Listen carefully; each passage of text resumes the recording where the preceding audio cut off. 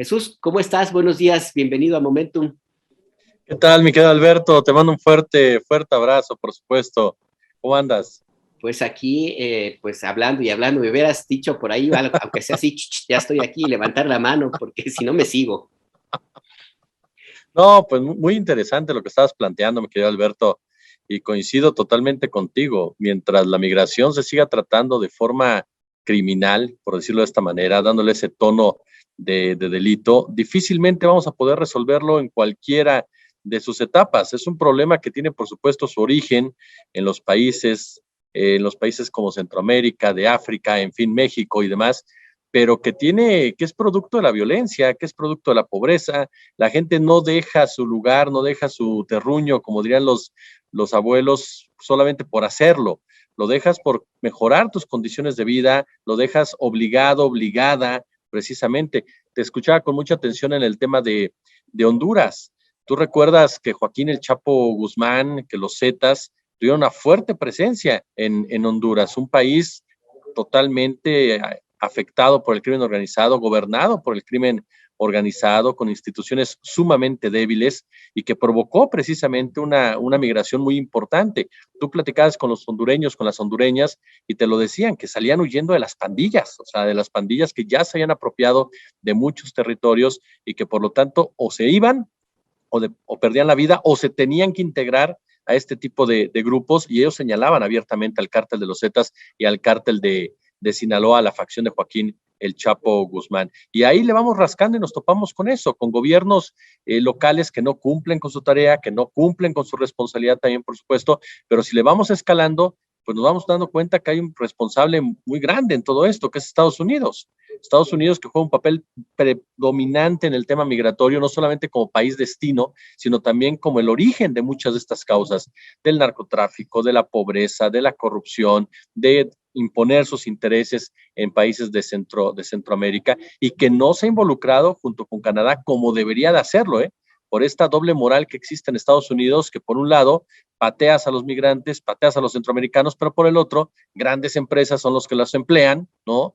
Los que los utilizan, los que los explotan, y como no tienen ningún derecho, pues ellos felices de la vida. Entonces, sí es un asunto que tiene que dársele un tono más humanitario desde mi punto de vista, profundizar en las causas, en las razones, en los porqués, para de verdad encontrar una solución. Pero sí creo que mientras el gran capital se siga beneficiando de las migrantes, de los migrantes, y con gran capital involucro también a la economía criminal, pues difícilmente van a quererle encontrar una solución.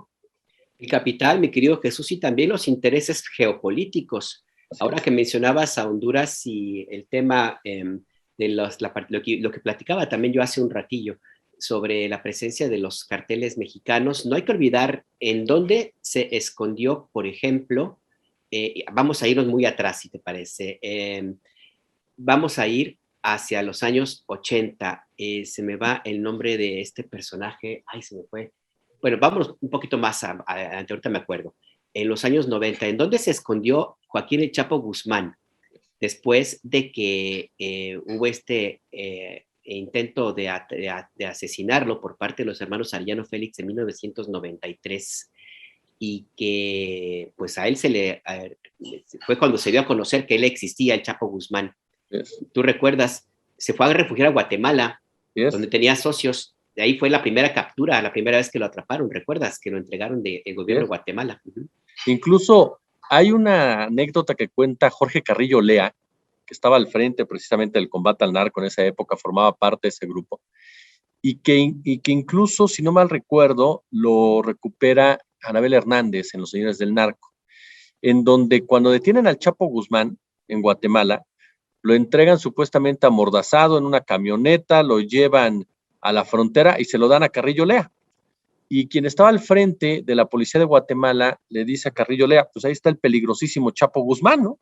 Como diciendo, pues ahí está. O sea, mientras no se les proteja, pues hombre, y Carrillo Lea cuenta que la policía de Guatemala sabía perfectamente dónde estaba Joaquín el Chapo Guzmán, cómo se movía el Chapo Guzmán, y que por eso en cuanto le pidieron que ya agarraran al Chapo Guzmán, pues la policía de Guatemala simplemente lo ubicó, lo agarró, lo trepó a la camioneta y lo regresó en pocas palabras, ¿no? Pero así es, ahí nos topamos con que Centroamérica se ha convertido en esta extensión de una guerra contra el narcotráfico, incluso como tú bien lo has señalado, producto en México de un personaje que para mí debe ser juzgado, claro que en nuestro país, pero también en La Haya, como es Felipe Calderón Hinojosa, y que esta violencia que se originó durante su gestión tuvo un impacto directo también en el tema migratorio. Tan solo los narcotraficantes comenzaron a ocupar las rutas de los polleros, comenzaron a tomar el control también del negocio del tráfico de personas. Tamaulipas, por ejemplo, siempre discutimos mucho el caso de Tamaulipas, pero cuando empezamos a indagarlo, a investigarlo, pues nos topamos precisamente con que hay comunidades enteras en donde saben perfectamente quién opera el tráfico de personas, y es el cártel del noreste, es el cártel del Golfo anteriormente, es el cártel de los Zetas, quienes dicen cómo, cuándo y dónde, y quienes también, por supuesto, llevan a cabo acciones en donde secuestran a migrantes, en donde piden dinero a sus familiares en Centroamérica o bien en los Estados Unidos. Entonces, toda esta historia del narcotráfico en nuestro país, de los criminales en nuestro país, tiene un impacto directo, por supuesto, en los vecinos centroamericanos y afecta con ello la calidad de vida de los mismos. Y volvemos a lo mismo, si nos vamos para arriba, pues Estados Unidos tiene una importancia, tiene una relación, tiene un impacto que fastidia a México y México fastidia a los países centroamericanos generando este éxodo. A mí, te lo juro, cuando platicas, por ejemplo, ahora con los haitianos, con las haitianas, de verdad te plantean, te cuentan sus historias, y no son muy diferentes a la de las poblaciones desplazadas en México, en Guerrero, por ejemplo, o en Chiapas, o en Oaxaca. La pobreza, la marginación, la falta de acceso a la seguridad, a la educación, a las medicinas, o sea, un abandono total que los lleva literal a escapar, a moverse para poder sobrevivir, ¿no? Sí, exactamente, las historias de los migrantes transcontinentales, que es como se les llama a los que vienen de África o de Asia, por ejemplo, y en el caso también de los haitianos, ellos enfrentan condiciones de viaje durísimas. Nada más cruzar por esa zona selvática conocida como el Darién es algo Uh-huh. espeluznante, espeluznante. Las historias que se cuentan allí son terribles, terribles. Y sí, hay mucha responsabilidad de los países del norte. Estados Unidos, por supuesto, porque administra la migración. No Así hay otra es. forma de decirlo. Cuando necesita mano de obra, abre sus fronteras. Cuando se satura, la cierra. No le importa las vidas humanas, simplemente su mercado laboral bien abastecido. Y por el otro lado, también la responsabilidad de los distintos gobiernos de México, que no han sido capaces, pues, de contener el surgimiento de organizaciones delictivas que han contaminado a otras regiones. Era Rafael Caro Quintero, Uh-huh. que se me olvidó el nombre, que fue detenido en Costa Rica, justamente en 1985, después de el asesinato de este agente de la DEA, Enrique El Kiki Camarena Salazar. O sea, desde entonces ya hablamos de una presencia mexicana, de delincuentes mexicanos en aquella región. Así, y todo eso deja huella, ha dejado huella, mi querido Jesús. Si quieres Bueno, una última reflexión para pasar al siguiente tema, o ya vamos de una vez a lo que teníamos agendado, mi querido pues Jesús. mira, únicamente coincidir contigo en que sí, efectivamente los gobiernos de México han dejado tener mucho, pero mucho que desear en este papel bisagra que les toca jugar entre Estados Unidos y Centroamérica por el tema de la corrupción, por el tema del crimen organizado y por este desinterés de resolver las cosas. Yo recuerdo perfectamente las declaraciones de Vicente Fox Quesada, por ejemplo, cuando le preguntaban sobre el tema de la migración y salía con alguna ocurrencia relativizando el problema, diciendo que la migración era un asunto simple y llanamente del sueño americano, es decir, un personaje o que fingía ignorancia o que de verdad era sumamente ignorante para algunos temas. El caso de Felipe Calderón Hinojosa, lo has analizado tú en muchas ocasiones y muy bien, mi querido Alberto, un sujeto que de verdad a lo que llegó a este país fue incendiarlo, así de claro y así de contundente por intereses completamente transnacionales o de una élite política empresarial. Y en el caso, por ejemplo, de Enrique Peña Nieto, yo no sé realmente si Enrique Peña Nieto alguna vez tuvo un plan claro en materia de migración. Abordaba el tema, declaraba su secretario de Relaciones Exteriores, posteriormente su secretaria, el caso, perdón, de Luis Videgaray, que era un canciller con picaporte en la oficina de Donald Trump, que si de verdad hubieran querido llegar a acuerdos importantes en beneficio de los migrantes, lo hubiera podido avanzar, porque Luis Videgaray tiene una muy buena relación con Jared Kushner, el yerno de Donald Trump. Entonces, no quisieron hacerlo, porque saben muy bien las ganancias millonarias que deja la migración ilegal en ambos lados de la frontera a una costa efectivamente de tantas y tantas vidas. Sí, es lamentable, lamentable esta situación y como para cerrar, si ya me lo permites, Jesús, nadie ha logrado resolver el tema de la migración irregular. Nadie, nadie. Ni en Europa, ni en América, ni en Asia, ni en Oceanía. Bueno, Oceanía tal vez porque tienen muchísimo territorio y la migración es muy chiquita y es muy del propio sitio donde se encuentran, pero de ahí fuera nadie. ¿Eh? Así es que, pues, si te parece, vamos a otro tema que parece que nadie puede resolver, mi querido Jesús. ¿Cómo ves al fiscal Gertz Manero? Yo definimos en Momentum el tema de la conversación de esta mañana contigo sobre el personaje, el fiscal incómodo para la 4T. Y también Manuel Bartlett, ahorita abordamos también, dos personajes incómodos para la cuarta transformación, el gobierno López Obrador. Ahora mismo, Gertz Manero enfrenta, bueno, además de ya señalamientos por la forma lenta como se ha hecho su trabajo, que hasta el presidente de la República se mostró extrañado sobre lo despacito que caminan algunos de los casos emblemáticos de la Procuración de Justicia. Ahora también enfrenta la rebeldía, el señalamiento, lo que podamos llamarle, de investigadores, pues, de científicos y académicos que están pidiendo que se investigue un presunto plagio que hizo Gertz Manero. Y sin contar, por supuesto, el tema de esta investigación extraña sobre 31 científicos a quienes pretende llevar a una prisión de alta seguridad. Y ya varios abogados, inclusive cercanos a la 4T, le han dicho que es un despropósito. Es momento de que el fiscal Gertz Manero rinda cuentas. Organizaciones civiles como la Fundación para la Justicia y el Estado Democrático de Derecho pidieron abiertamente la comparecencia de Gertz en el Senado para que rinda cuentas. Personaje incómodo. ¿Cómo lo ves tú, Jesús? Fíjate que efectivamente, Gertz Manero, yo me sigo preguntando, querido Alberto, ¿hasta cuándo se va a quedar Gertz Manero? Entendemos precisamente que es una dependencia, bueno, que la Fiscalía General de la República es autónoma, supuestamente, que es un cargo transeccional, pero la realidad política es otra, y sabemos perfectamente el peso que tiene el gobierno federal, que tiene Palacio Nacional en la relación entre Andrés Manuel López Obrador y Alejandro Gertz Manero, sobre todo porque el respaldo que le dio el presidente a Gertz Manero para que se quedara en ese cargo es lo que le está cobrando factura a la 4T. Es un personaje que se le vincula sí o sí con el actual gobierno, a pesar de esta autonomía de la que supuestamente goza la Fiscalía General de la República. Ahora, si hacemos un poco de historia, Gertz Manero, te soy muy honesto, mi querido Alberto, a mí no me sorprende la actitud de Gertz Manero. Si hacemos un poco de historia, si revisamos precisamente su pasado, es un hombre vinculado a lo que se conoce como un cártel policíaco. ¿A qué me refiero con esto?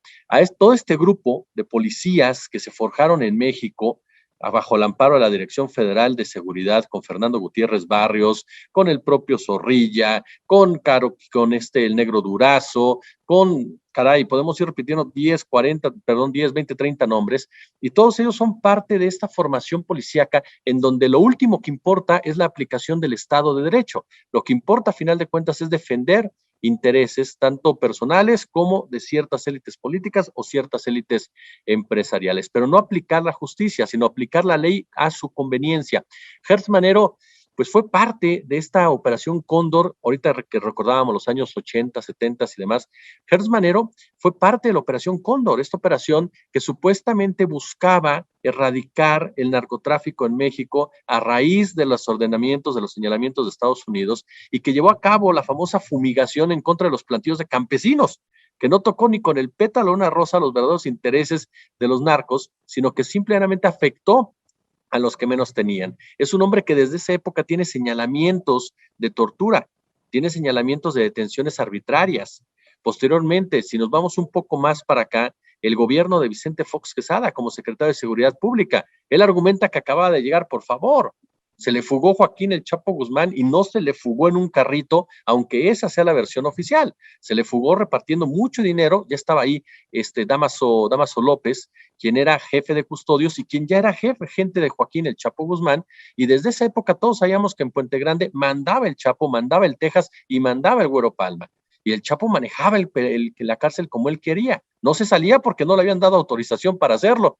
Pero en cuanto llega el gobierno de Vicente Fox, que por cierto, hay un detalle muy particular, mi querido Alberto, cuando llega el gobierno de Vicente Fox, poco antes, tú lo sabes, había fallecido Amado Carrillo Fuentes en esta operación tan polémica de cambio de rostro durante la gestión de Ernesto Zedillo, y se requería de una cabeza visible, mediática en el mundo del narcotráfico en México. Ese personaje era Joaquín El Chapo Guzmán, y así fue. Por eso Joaquín El Chapo Guzmán sale de Puente Grande y sale bajo el amparo precisamente de un nuevo gobierno, el llamado gobierno de la alternancia, que de esa manera estaba fechando su alianza con el crimen organizado. Pero ojo aquí, ¿quién era el secretario de Seguridad Pública? El propio Alejandro Hertz Manero. Si nos vamos con otro caso, el de su cuñada, caray, de verdad, cuando uno indaga ese tema y cada vez profundizas más sobre el mismo, te das cuenta que estamos hablando de un personaje con poder, con influencia, con un cargo público, que está sobre una persona por una cuestión netamente personal, familiar, que está aplicando la ley a su conveniencia. El caso de las casas que se le han estado descubriendo a través de diversos reportajes periodísticos, en fin, con este currículum nos damos cuenta que es un personaje que jamás podríamos pensar en él como una alternancia, como un personaje que encabezara una transformación, un personaje que combatiera a fondo la corrupción. Y como tú bien lo señalas, hay gente al interior de la Cuarta Transformación que abiertamente ya lo está señalando, que abiertamente ya lo está evidenciando. Caso concreto, Santiago Nieto. Santiago Nieto, desde que estaba en la FEPADE, mostró sus diferencias con Alejandro Hertz Manero. Ahora que están los dos en el mismo gobierno, Santiago Nieto ha sido contundente, incluso lanzando tweets en momentos polémicos, como el caso de los investigadores, por supuesto, hablando de que la ley no se aplica a antojo o no se aplica por pedido, y que ha sido uno de los hombres que ha cuestionado mucho esta labor de tortuguers, como se le dice ya en el círculo rojo al fiscal, porque no es posible que aparezcan casos, denuncien casos, avancen casos y de repente llegan a la fiscalía y se paran. Hertz Manero dice, es que la ley no avanza. No, el que no avanza es el trabajo de la Fiscalía General de la República. Entonces me parece que sí es un personaje que yo entiendo perfectamente el tema de la autonomía, entiendo cuando los seguidores, los amigos, amigas de la Cuarta Transformación me dicen, es que es autónomo. A final de cuentas, sí puede haber una presión desde el legislativo, sí puede haber una presión desde el Palacio Nacional para retirar a una persona que en definitiva le está haciendo mucho daño a cualquier movimiento de la Cuarta Transformación. Me parece que Alejandro Hertz Manero ya cumplió su vida útil, no solamente en este gobierno, sino en cualquier otro, y es un personaje que tendrá que cuidarse mucho, porque quien llegue en un momento dado lo va a investigar, y si comienza a investigarlo, me parece que ni una embajada lo va a salvar.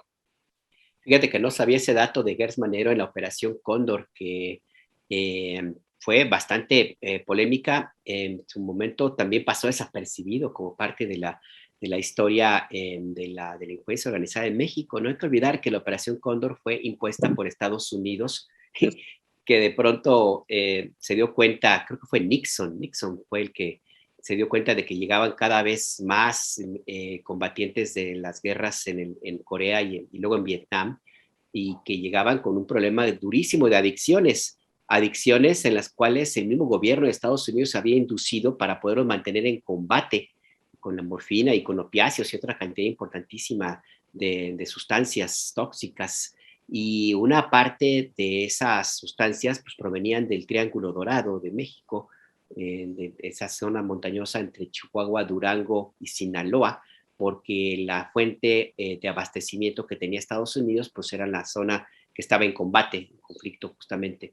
Así es que pues Estados Unidos fue el que promovió el cultivo de estos opiáceos en esa región, que ya de por sí es bastante pobre, y que creó ya una cultura de dependencia económica de miles y miles de personas. Y después, cuando Estados Unidos se enfrentó el problema de estos excombatientes que llegaban ya con adicciones y un entrenamiento militar genocidas, no hay otra forma de decirlo, y empezaron a hacer bronca en sus calles, dijo, hay que dejar de que exista el abastecimiento de drogas, y fue que presionó al gobierno mexicano para que se combatiera el cultivo de los opiáceos que el mismo Estados Unidos había impulsado que se hiciera, y fue que nació la Operación Cóndor. La Operación Cóndor, que como bien dice, se cebó en campesinos, porque los capos de los jefes de estas organizaciones, entre ellos el jefe de jefes, Miguel Ángel Félix Gallardo, les avisaron con tiempo desde la Dirección Federal de Seguridad que iba a haber esta operación y mudaron a sus familias, a sus intereses a Guadalajara. Ahí fue cuando nació esta también dependencia económica de la ciudad donde yo nací, en Guadalajara, del dinero del narcotráfico, ni modo. Y a mí no me lo cuenta porque a mí me tocó, yo vivía Claro. allá en ese entonces. Así que no sabía que Gers Manero estaba allí. Así que ese antecedente se suma a otro que yo quería también aportar a la pregunta que te quería hacer. Un elemento que también ha sido muy cuestionado y que en términos políticos va a tener que evaluarse, de hecho ya se evalúa, es la decisión de Gers Manero de impulsar que la Fiscalía General de la República, en términos de su operatividad, se regrese a los años 70. Sí. Fíjate nada más, a la época de la Operación Cóndor.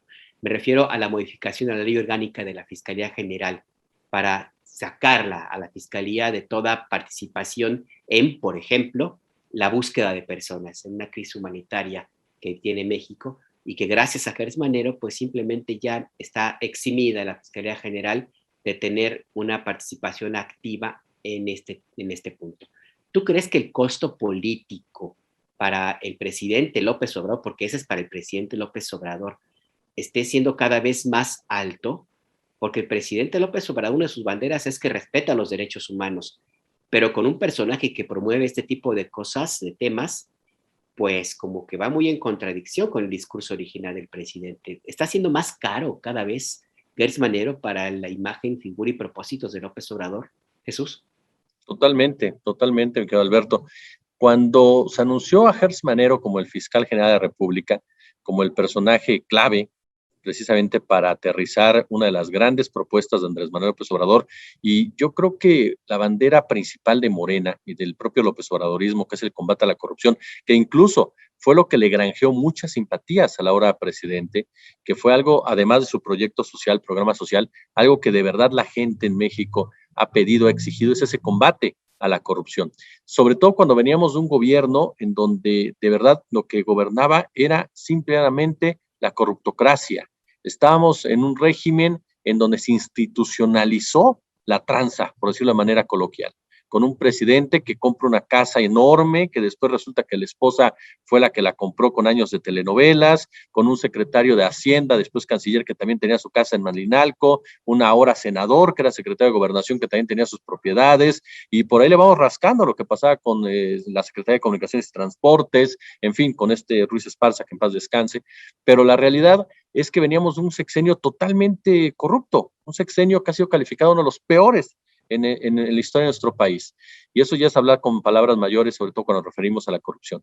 Entonces, uno de los puntos clave para mucha gente para votar por Andrés Manuel fue ese, combatir la corrupción, marcar una enorme diferencia con lo que estábamos padeciendo, viviendo, y sobre todo, hasta ayer indignante por ver las reacciones del Peñato en el tema de la corrupción, el cinismo con el que se manejaban.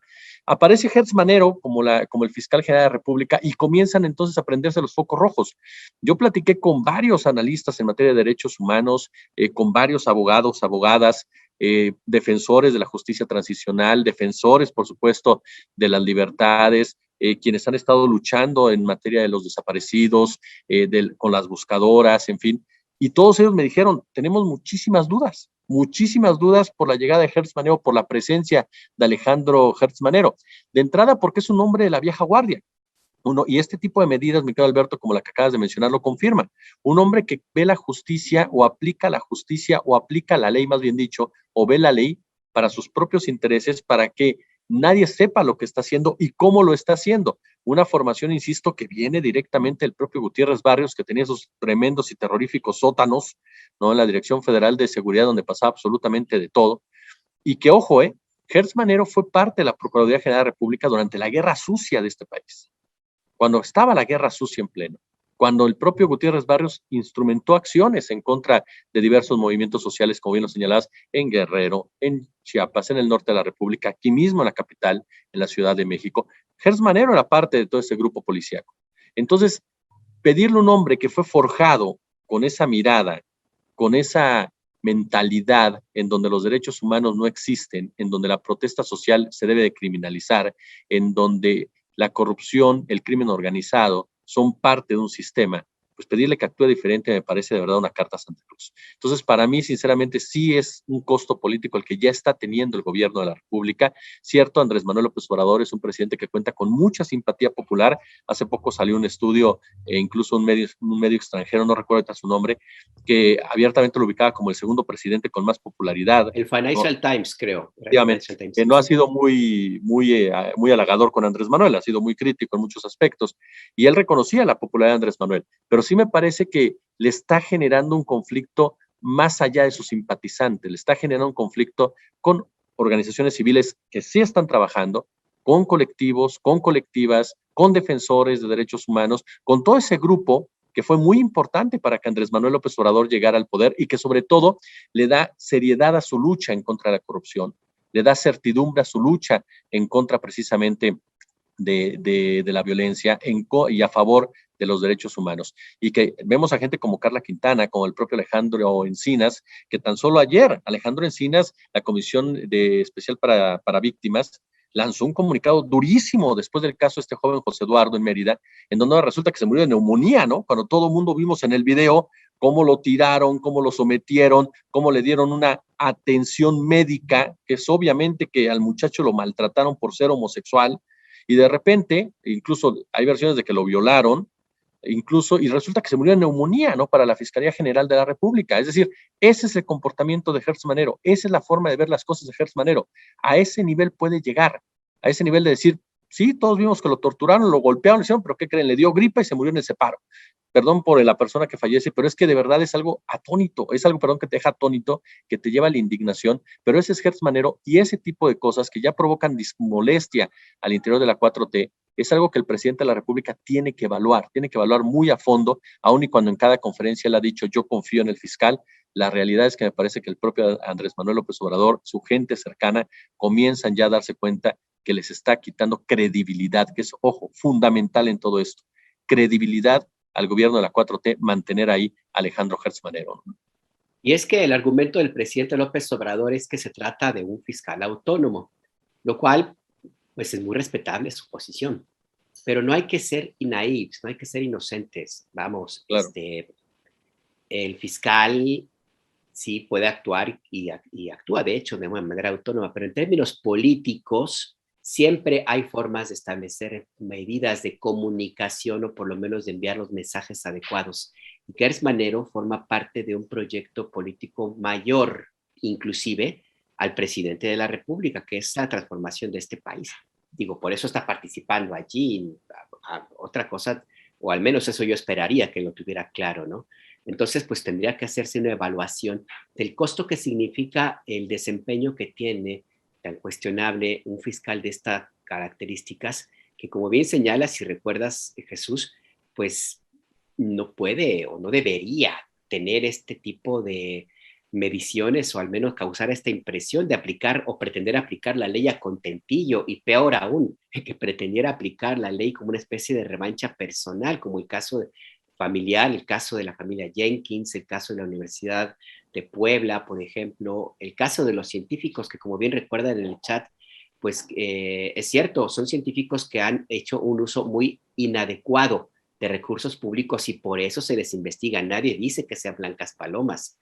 El tema está en cómo tú puedes o pretendes aplicar los instrumentos que la ley te da para un asunto donde no tendría por qué haber entrado una ruta de polémica.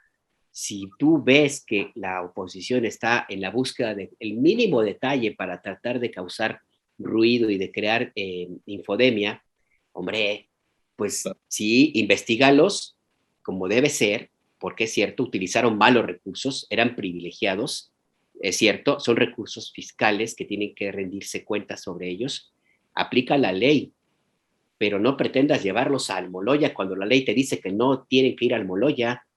Claro. Ese es el punto ahí particular, un personaje polémico que inclusive en el chat dice que lo que hace Gertz Manero es defender al prianismo. Y a propósito de eso, ¿qué te parece si abordamos otro personaje polémico? Manuel Bartlett. Manuel Bartlett, creo que Leonardo tenemos por ahí un video, me comentabas hace un rato, sobre este personaje y su comparecencia, cuando les dijo así claramente, hay un amaciato PRI, PAN, PRD, se meten conmigo, yo me meto con ustedes, son amantes. y ¡zas! Que se arma la polémica. Vemos este video y lo comentamos, mi querido Jesús. Claro. Palabra el diputado Jorge Álvarez Maínez del Movimiento Ciudadano. Y es inconcebible que el gobierno le siga apostando a el carbón, que el gobierno le siga apostando a subsidiar energías contaminantes. Bueno, le quiero recordar a usted y a los diputados que participan en esta plática que la CFE, y eso no se dice, genera el 37% de la energía limpia del país. De manera que la CFE ha hecho un gran esfuerzo, se tienen hidroeléctricas, se tiene nuclear, y utilizamos el 60% de nuestras plantas con gas, que es la energía más limpia hasta ahora descubierto. De manera que no estamos en contra de las energías limpias, ni estamos definitivamente con una obsesión de envenenar al pueblo de México. Eso es una mentira, no está basada en la realidad, y por eso le pregunto yo a usted que es necesario que sepan cuántas plantas tenemos nosotros de carbón, ¿verdad? Él no está compareciendo, está compareciendo usted. ¿Qué pasó? Nuevamente, por favor, dejemos que conteste el director. Adelante. Ya terminé. Ahora que conteste.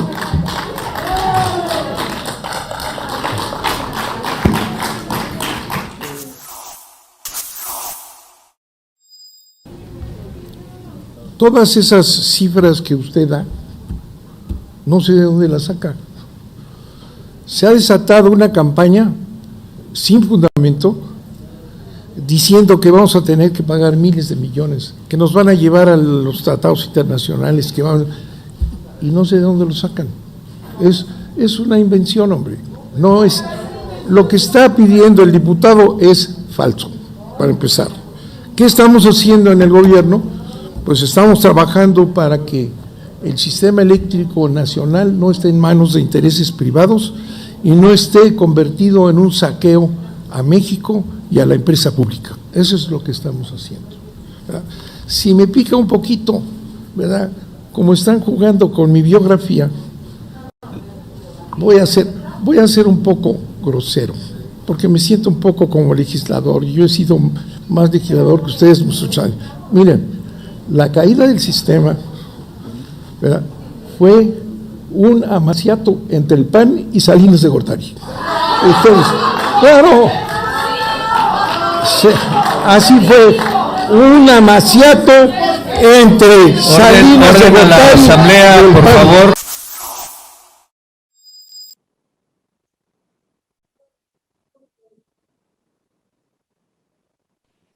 Ahora sí, perdón. Voy a ser muy gráfico, mi querido Jesús. Mira, el colmillote, mira. Retorcido. ¿Cómo lo viste? Mira, de entrada yo lo primero que yo digo es, puedes cuestionar a Manuel Bartlett y puedes apoyar la reforma energética, porque este debate me llama mucho la atención que hay gente que lo mezcla, que te dice, no, es que si cuestionas a Manuel Bartlett, el pasado Manuel Bartlett, estás atacando la reforma energética o la reforma eléctrica, como algunos lo definen. No, uno está a favor completamente de la reforma del presidente de la República. Sí, puede haber ciertos matices, ciertas discusiones en ciertas áreas, pero como bien lo comentó el otro día Etienne Bonbertrand, que escribe en pie de página, dijo algo muy cierto. Es una reforma que garantiza el control de los recursos naturales para el Estado, como debe de ser. Un Estado nunca debe perder el control de sus recursos naturales. Puede regularlo en beneficio de particulares, claro, pero para que esto sea para el bien común, para generar beneficios para un país, no para unos cuantos. Entonces, esa reforma me parece que hay que apoyar los puntos claves y el tema del litio, por supuesto. Pero otra cosa es Manuel Bartlett. Manuel Bartlett, ojo con esto, claro que hubo amaciato del PAN y de Salinas, por supuesto, lo dijo el propio Carlos Castillo Peraza. Castillo Peraza reconoció, incluso en una charla con Rubén Luengas, en alguna ocasión me decía Rubén, reconoció que ellos habían gobernado sin tener el poder, que Carlos Salinas de Gortari había aplicado mucha de su agenda, mucho de su proyecto político en todos los sentidos, en el aspecto social, de seguridad, en materia internacional. Entonces decía Carlos Castillo Peraza, nosotros estuvimos en el poder sin estar en el poder por esa relación que existía entre el PAN y el salinato. El propio Diego Fernández Ceballos lo reconoció, aun cuando con sus palabras, con su estilo, fue tajante Diego Fernández Ceballos cuando dijo, seríamos estúpidos, así lo señaló el hombre, si no hubiéramos apoyado a un gobierno que pensaba exactamente igual que nosotros. Es decir, los propios panistas reconocen ese amaciato, pero aquí donde se equivoca Manuel Bartlett es que para que hubiera ese amaciato tuvo que haber habido fraude. Entonces, la caída del sistema no se origina de este amaciato entre el PAN y Salinas. Ese amaciato viene después de la caída del sistema, cuando el propio Diego Fernández Ceballos manda quemar todas las boletas. Ahí están las imágenes, aunque ahora dice que no es así. Bueno, pues yo recuerdo perfectamente que ahí está el video en donde él está hablando de quemar esos papeles que solamente generan inestabilidad y demás. Incluso en sus memorias, el ingeniero Cuauhtémoc Cárdenas Solórzano describe perfectamente cómo se llevó a cabo esa reunión en donde estaba presente Manuel Bartlett como secretario de Gobernación y como el responsable, ojo, de organizar las elecciones en este país, porque ese era el papel de la Secretaría de Gobernación, organizar las elecciones, aunque parezca dantesco, así era, o kafkiano, como quieran definirlo.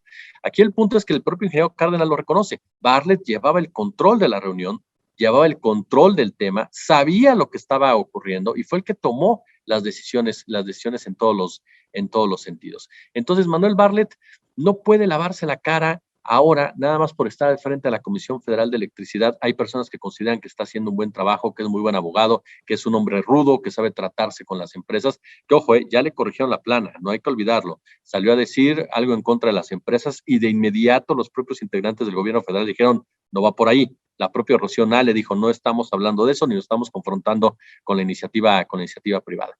Entonces, no por estar al frente de la Comisión Federal de Electricidad, el señor Manuel Bartlett se le lava la cara de todo lo que hizo en su pasado. Es un personaje impresentable. No se trata solamente de la caída del sistema en el aspecto político, que tuvo un impacto. Tanto él como Diego Fernández, como muchos otros que estuvieron en esa época y que de repente nos los quieren vender, mi querido Alberto, como estrategas políticos, perdón, eran unos personajes corruptos y mañosos y que crearon una democracia a modo de un sistema que era el sistema priista neoliberal.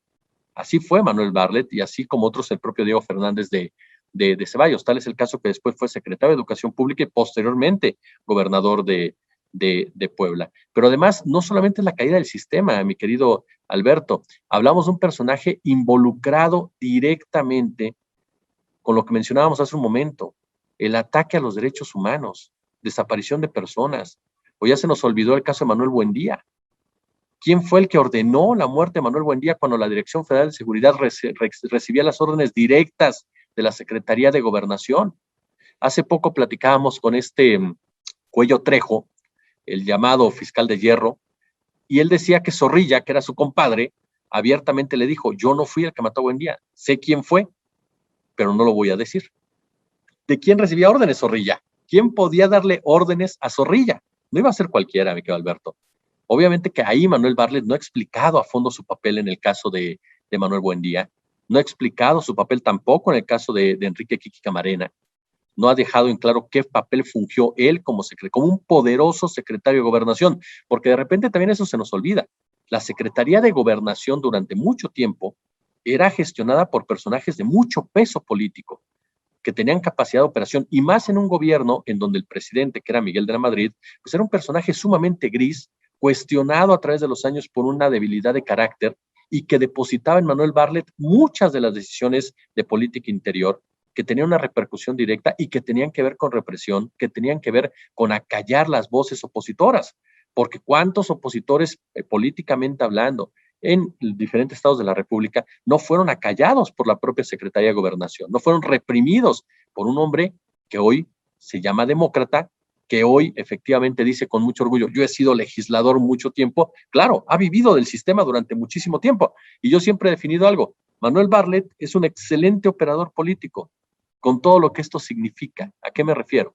A que dependiendo de la causa, el tipo ejecuta, y eso lo hace sumamente peligroso para cualquiera, y para mí, como el mismo caso de Gertz Manero, me parece otro personaje impresentable en el gobierno de la Cuarta Transformación. Hay gente que me ha dicho muchas veces, tienes que gobernar con ángeles y demonios, y Bartlett es útil por su forma de operar, por sus relaciones, porque es un tipo que sabe tratar a los empresarios, que sabe relacionarse, que no se deje intimidar. pero ojo, de verdad no había nadie más capaz que Bartlett, no había nadie diferente de Bartlett, no había alguien con las mismas características que Bartlett. Perdón, yo lo dudo mucho, yo dudo muchísimo que no haya existido otro personaje que cumpliera las mismas funciones que Bartlett, sin este peso tan negro, tan oscuro como el que tiene el ex gobernador de Puebla, ¿no? Claro, claro, porque ciertamente Manuel Bartlett Díaz es un personaje que conoce perfectamente bien las cañerías del sistema. Es más, él mismo ha construido algunas de estas. Él sabe muy bien de qué pata cojean muchos de los que son los jefes, los patrones de legisladores, como los que hemos visto haciendo el ridículo en estas últimas semanas, días, en la Cámara de Diputados y en la Cámara de Senadores. Y también, por supuesto, que conoce perfectamente bien de dónde y cómo se construyeron las enormes fortunas de los patrones, de los dueños, de los que mandan en movimientos tan extraños como el Sí por México, por ejemplo. Entonces, por eso es que me parece que es ciertamente lo que lo defines muy bien, Jesús, un personaje peligroso porque él ejecuta las órdenes, pues, las órdenes de acuerdo a cómo se le indique que tiene que hacerlo. Y por eso me parece que es una de las razones por las que el presidente López Obrador lo tiene en esa posición, porque sí se necesita un personaje duro, alguien que tenga el cajón, que lo pueda abrir y sacar el expediente, y nada más enseñarlo y decir, mira, te conozco, Mosco, así es que aguas. Creo que sí, coincido con tu análisis sobre este tema, Jesús.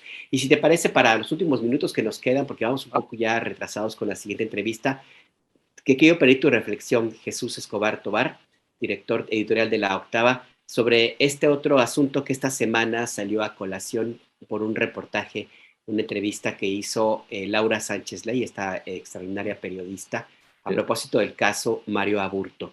La Comisión Nacional de Derechos Humanos emitió una sugerencia, un comunicado, no sé si llamar recomendación, pero se pronunció sobre el caso de Mario Aburto, donde dijo básicamente que había sido sujeto de torturas y que el expediente en su contra se había fincado también en eso.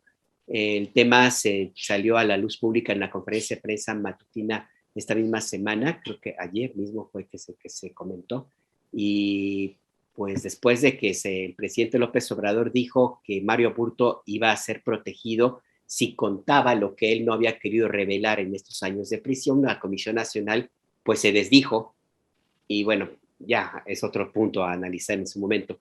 Pero ¿cómo ves este asunto? Lo que dijo el presidente de la República, que me parece importante, se pierde en el debate la politiquería, pero creo que es importantísimo lo que dijo el presidente. Le dijo a Mario Aburto, te vamos a proteger si cuentas lo que sabes de ese magnicidio que marcó la historia política de México.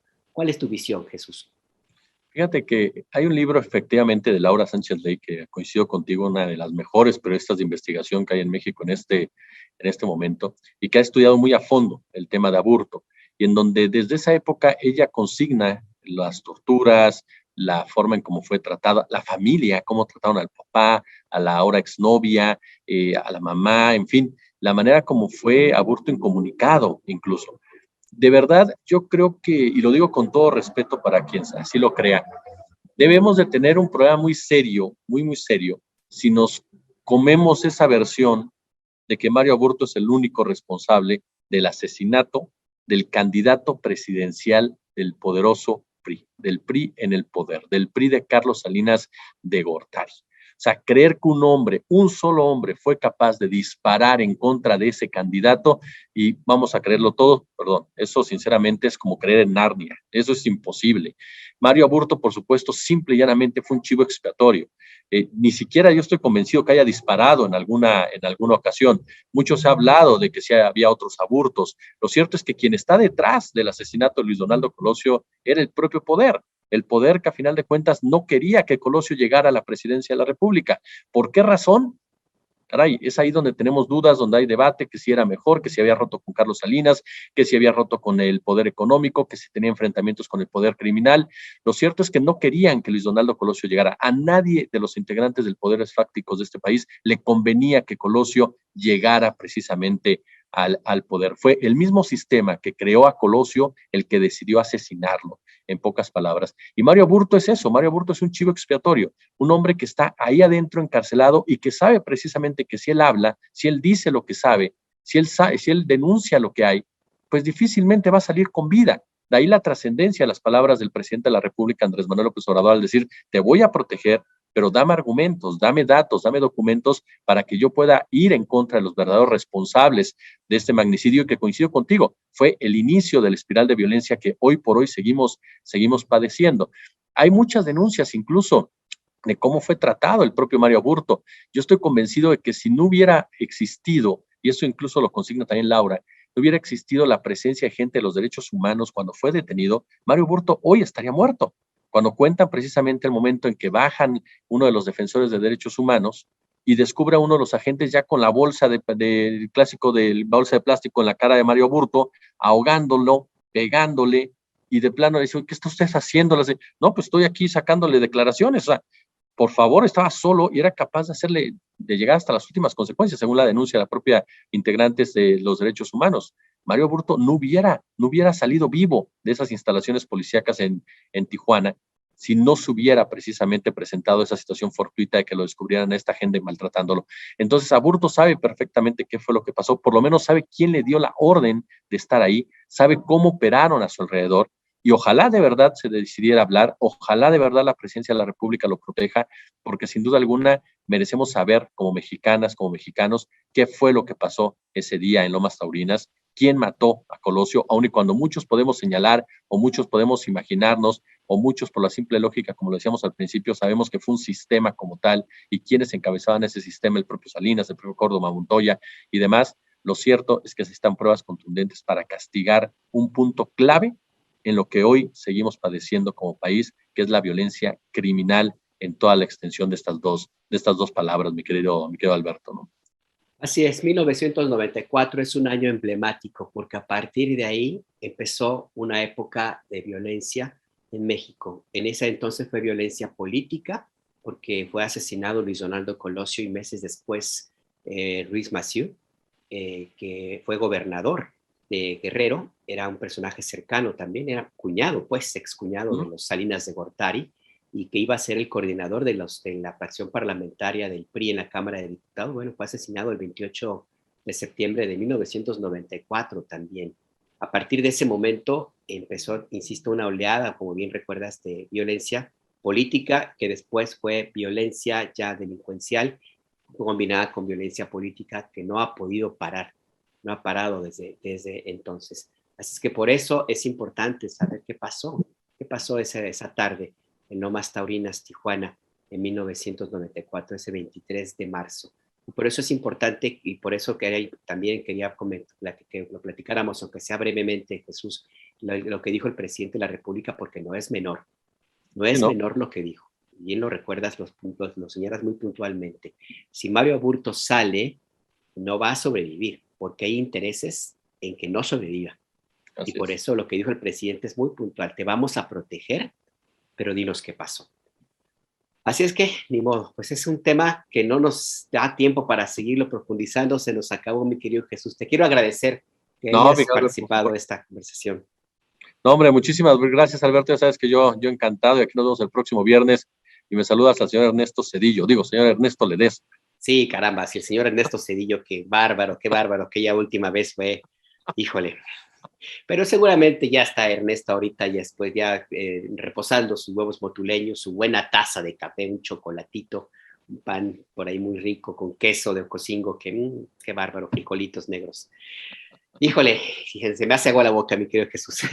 Ya me dio hambre también, Alberto. Sí, cuídate mucho. Ya sabes que a la vuelta donde estás, ahí están los tacos de cabeza, de lengua, riquísimos. Sí. A ver cuándo nos aventamos unos, oye.